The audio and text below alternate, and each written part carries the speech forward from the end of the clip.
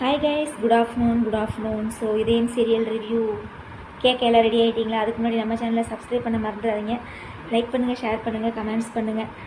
So இதயம் serial இன்றைக்கி episode எப்படி போச்சு? ஒரே எக்ஸ்கர்ஷனாக போகுதா? சனிக்கிழமையிலேருந்து வெள்ளிக்கிழமையிலேருந்து எக்ஸ்கர்ஷனை போட்டு அறுத்துட்ருக்குறாங்க. ஸோ என்ன நடக்குது? ஒரு வழியாக ஆதி வந்து பிளான் பண்ண மாதிரி தமிழுக்கு வந்து எக்ஸ்கர்ஷன் போகிறதுக்கு பாரதி வந்து பர்மிஷன் கொடுத்துட்டாப்ல. ஆனால் இருந்தாலும் ஒரு பெத்தவளாக அவள் வந்து பயப்படுற விஷயம் வந்து கரெக்டான விஷயந்தான்.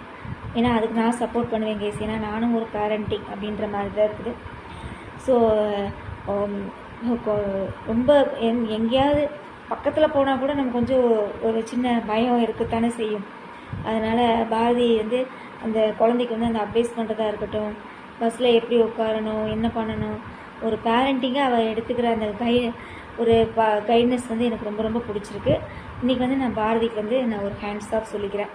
ஏன்னா நல்லா கரெக்டாக நடிச்சிருந்தாப்புல. ஒரு அம்மானா எப்படி இருக்கணும் அப்படின்னு சொல்லி அந்த அட்வைஸ் பண்ணுறதா இருக்கட்டும், எல்லாமே சூப்பர்.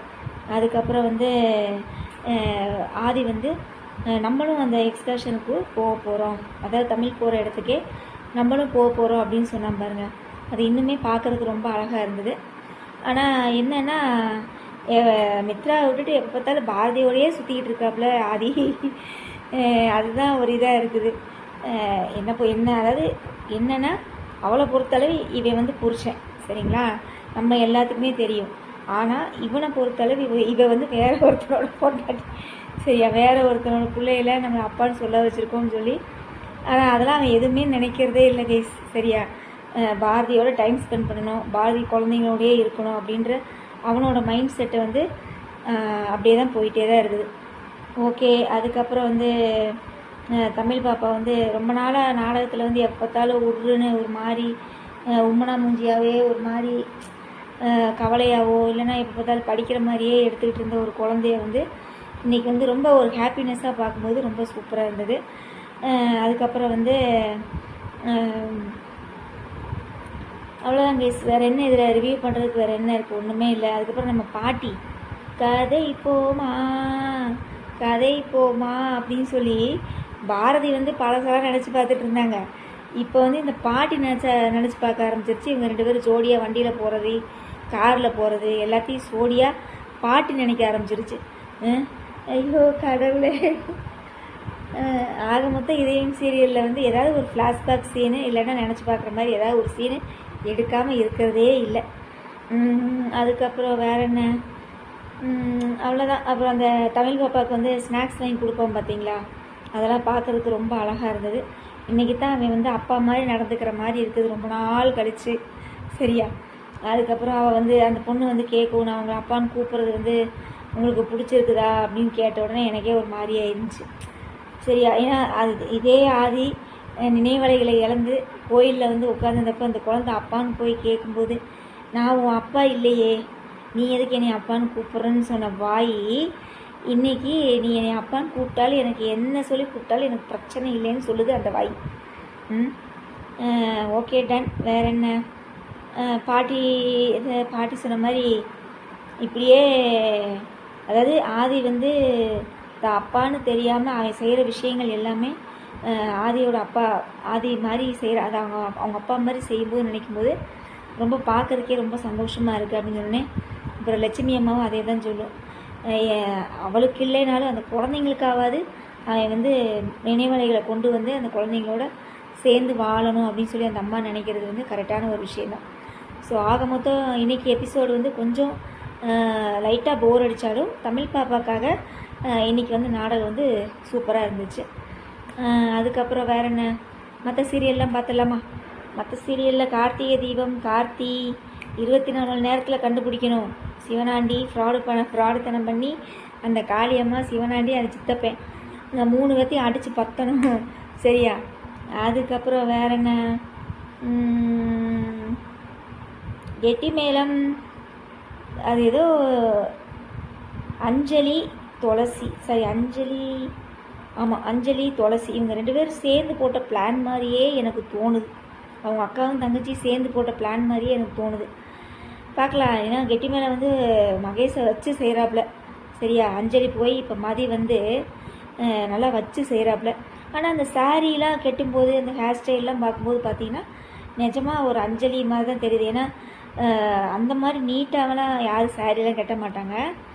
இவ வந்து நடிக்கிறா, நல்லா தெரியுது. அஞ்சலி வந்து நல்லாவே நடிக்கிறா, ஃபேஸில் அப்படியே தெரியுது. அம்மானு போய் கட்டி பிடினா அவங்க அண்ணியை போய் கட்டி பிடிக்கிறா. ஏன்னா இவனுக்கு டவுட் வந்துடக்கூடாதுல்ல மகேஷ்க்கு, அதனால் நடிக்கிறாளாமா. அஞ்சலி மேடம், உங்கள் நடிப்பெல்லாம் எங்களுக்கு தெரியும் மேடம், சரியா? நீங்கள் மதியெல்லாம் கிடையாது, அஞ்சலி தான், சரியா? ரொம்ப ஓவராக நடிக்காதீங்க. அதுக்கப்புறம் வந்து வேற என்ன சீரியல், வீரா சீரியலில் விஜய் மாட்டிக்கிட்டாலாட்டிருக்குது. ஆனால் என்ன தான் இருந்தாலும் அந்த கண்மணி வந்து எல்லாத்தோடு சேர்ந்து மாறனை ஏற்றுக்கிட்டு அந்த மாதிரி ஒரு ஜாலியாக ஒரு ஃபேமிலி போகலை நாடகம் பார்க்க ரொம்ப இன்ட்ரெஸ்டாக இருந்தது. இப்போ என்னன்னே தெரியல, எனக்கு வீரா சீரியலை பார்த்தாலே எனக்கு என்னன்னு தெரியல, பிடிக்கல கைஸ். அது என்னன்னே தெரியல, என்ன ரீசன்னே தெரியல. அந்த கண்மணி மாறி போனால் பாருங்கள், ராகவன்கிட்ட சண்டை போட்டு, அதுலேருந்து எனக்கு நாடகம் பார்க்குற இன்ட்ரெஸ்டே போயிடுச்சு. அதுக்கப்புறம் வேற என்ன சீரியல், அயலி எப்படியோ கல்யாணம் பண்ணி வீட்டுக்குள்ளே போயிட்டாங்களாட்டு இருக்குது. ஒரு வழியாக வீட்டுக்குள்ளே போகிறேன்ட்டு இருந்தாங்க, ஒரு வழியாக வீட்டுக்குள்ளே போயிட்டாங்களாட்டு இருக்குது. இனி என்ன செய்ய காத்திருக்காங்கன்னு தெரியல. அதுக்கப்புறம் பாரிஜாதம் நான் பார்க்குறதே இல்லைப்பா, ஓப்பனாகவே சொல்லிடுறேன், சரியா? போதும், நிறைய சீரியலை பார்த்தா நம்மளுக்கு மண்டபைத்தியம் பிடிச்சிட மாட்டேருக்குது, அந்த மாதிரி இருக்குது. அதுக்கப்புறம் வேறு என்ன, சந்தியாராகம் வேஸ்ட்டு, சும்மா எப்போ பார்த்தாலும் கோயில் பிரச்சனை, நகை பிரச்சனை. அதுக்கப்புறம் இவ பத்மா சுத்தமாகவே வந்து அந்த ரகுராமோட பொண்டாட்டிய ஜானியை வந்து வீட்டை விட்டு பத்திரம்னு நினச்சிட்டாலாட்டிருக்குது, சரியா? அதான் கைஸ், எனக்கு சந்தியாராகத்தில் வந்து புவனேஸ்வரி வில்லியா இல்லை பத்மா வில்லியா? பத்மா தான் வந்து அவார்டு வாங்கினாப்புல, சரியா? சந்தியாராகத்தில் வந்து அவார்டு வாங்கினா. ஆனால் புவனேஸ்வரி எதுக்கு வில்லினே எனக்கு தெரியல. மொத்தம் அந்த சீரியலில் வந்து 2 பேர் வில்லியலாட்டிருக்கு. அதுக்கப்புறம் வேறு என்ன சீரியல், அவ்வளோதான் கைஸ். வேறு உங்களோட நிறைய குறைகளை கமெண்ட்ஸில் சொல்லுங்கள். அப்புறம் நான் வீலாக்கு விஜயால நேற்றுலாம் வந்து சமையல் இதெல்லாம் போட்டிருந்தேன், நிறைய பேர் பார்த்துருந்தீங்க. ஆனால் அவ்வளோ வியூஸே போகலை கைஸ். ஷேரிங் நிறைய பண்ணுங்கள், சரியா? இன்னும் நிறையா நம்ம வீட்டில் நடக்கிறது சீரியல் எல்லாமே நம்ம கலந்து தான் நம்ம இனிமேல் நம்ம சேனலில் பார்க்க போகிறோம். அதனால் வந்து நிறைய ஷேர் பண்ணுங்கள், சரியா? சப்போர்ட் பண்ணுங்கள், நிறைய லைக்ஸ் பண்ணுங்கள், கமெண்ட்ஸ் பண்ணுங்கள், சரியா? நீங்கள் கமெண்ட்ஸ் பண்ணி தான் எனக்கு ஒரு பூஸ்ட்டாக இருக்கும், ஓகேவா? அதுக்கப்புறம் வந்து வேறு என்ன, ஏதோ சொல்லணும்னு நினச்சேனே, அதாவது புது சீரியல் ஏதோ வரமாட்டிருக்குது இந்த ஆதி பல்லவி, அதாவது தெலுங்கில் கூட ஏதோ பேர் சொல்லிகிட்டு இருந்தாங்க. எனக்கு என்னமோ ஒரு பேர் எனக்கு அது தெரியல, சரியா? கமெண்ட்ஸில் பார்த்துட்டு தான் நான் அடுத்த வீடியோவில் சொல்கிறேன். இது ராஜா சின்ன ரோஜாவா அப்படின்னு சொல்லி ஒரு கதையாட்ட வருது. இவன் வந்து மிலிட்ரியாக நடிக்கிறான்.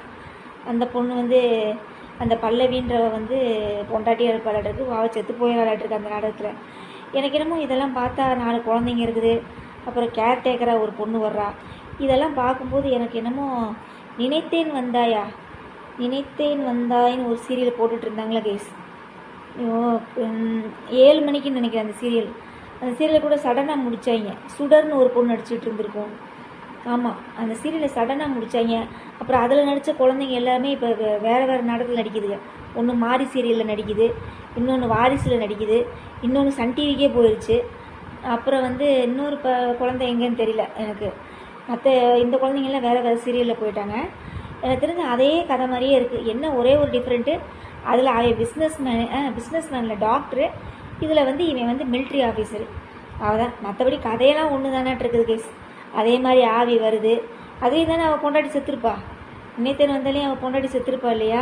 பொண்டாட்டி செத்து அதுக்கப்புறம் ஆவியை வந்து குழந்தைங்கள காப்பாற்றிட்டு இருப்பாள்ல, அதே மாதிரி தானே அந்த கேர்டேக்கராக அந்த சுடர் வருவா. அதே மாதிரி தான் இதுலேயும் அதே மாதிரி தான் நடக்குது. எல்லாம் ஒரே குட்டையில் ஊறின மட்டையாகவே எடுங்கிற நாடகம் எல்லாமே, விளக்கெண்ணெய் இல்லாட்டவே. இது வேறு, இந்த சீரியல் வேறு தெலுங்கில் வேறு ஓடிக்கிட்டு இருக்குதாமா. ஐயோ, சரி, ஓகே, டன். அது வேறு கமெண்ட்ஸில் வேறு ஒருத்தவங்க கேட்டிருந்தாங்க, அந்த சீரியலையும் பார்த்து ரிவ்யூ பண்ணுவீங்களா அப்படின்னு. முடிஞ்சால் பண்ணுறேங்க, சரியா? தப்பாக நினச்சிக்காதீங்க. இத்தனை சீரியல் பார்த்தேன்னா எங்கள் வீட்டில் அவ்வளோதான். ஏற்கனவே இதுக்கே நான் பர்மிஷன் வாங்கி தான் போட்டுட்ருக்கிறேன், சரியா? அதனால் இது கொண்டுக்கு தான் எனக்கு அலவுடு. நீ அதெல்லாம் 4:30 மணி வரைக்கும்லாம் நம்மளால் முடியாதுப்பா, ஃப்ராங்காகவே சொல்கிறேன். வேணால் இடைக்கு இந்த ப்ரோமோ வேணால் வருது இல்லையா, அதை வச்சு வேணால் நம்ம இதயம் சீரியல் பேசும்போது அதையும் நம்ம பேசிடலாம். அவ்வளோதான் என்னால் பண்ண முடியும். இதுக்கு நான் செப்பரேட்டாக ரிவ்யூலாம் நான் பண்ண முடியாது. அதெல்லாம் சீரியலே இல்லை கைஸ், அதெல்லாம் நல்லாவும் இல்லை, மண்ணாங்கட்டியாட்டு இருக்குது. நினைத்தேன் வந்தாய் மாதிரியே இருக்குது அந்த சீரியல். நினைத்தேன் வந்தாய் எதுக்கு முடிச்சாங்கன்னே தெரியல இப்போ வரைக்கும். ஃபஸ்ட்டு அந்த சுடர் பொண்ணு போனால், அடுத்து ஒருத்தி வந்தா. அதுக்கப்புறம் என்ன நடந்தது ஏது நடந்ததுன்னே ஒன்றுமே தெரியல. அந்த சீரியலை சீக்கிரமாகவே முடிச்சிட்டாங்க. அதுக்கப்புறம் நெஞ்சத்தைக்கு இல்லாதேவா, நெஞ்சத்தைக்கு இல்லாதவ ஏதோ ஒரு ஜெய்யாகாஷ் நடித்த சீரியல், அது அவ்வளோதான். அது அப்படியே பாதியிலே போயிடுச்சு. நல்ல நல்ல சீரியல்லாம் பாதியிலே இன்னும் ஃபுல்லாகவும் முடிக்க மாட்டேங்கிறாங்க, இல்லை அரைகுறையாக முடிச்சிடுறாங்க. விளங்காத சீரியல்லாம் இன்னும் ஓடுது. இந்த மாதிரி சீரியல்லாம் எதுக்கு தண்டக்கரத்துக்கு ஓடுதுன்னே தெரியல. அதுக்கப்புறம் இந்த 10:30 மணிக்கு ஒன்று போடுறான் பாருங்க, நினைத்தாலே இனிக்குமா. ஐயோ சாமி, அதெல்லாம் எதுக்குடா இன்னும் ஓடுதுன்னே தெரியல. பேய் பூதம் பிசாசு, அந்த காலம் போன ஜென்மம், இந்த ஜென்மம், அடுத்த ஜென்மம், வர்ற ஜென்மம்னு எல்லா ஜென்மத்தையும் போட்டு டேரக்டர் சாருக்கு என்னமோ ஆயிடுச்சு. ரூம் போட்டு உட்காந்து யோசித்து எழுதுவாராட்டிருக்கு நினைத்தாலே இனிக்கும் சீரியலை. அப்புறம் அவ்வளோதான் கைஸ். வேறு என்ன உங்களோட நிறைய குறைகளை கமெண்ட்ஸில் சொல்லுங்கள். நம்ம நாளைக்கு ரிவ்யூவில் பார்க்கலாமா? பை.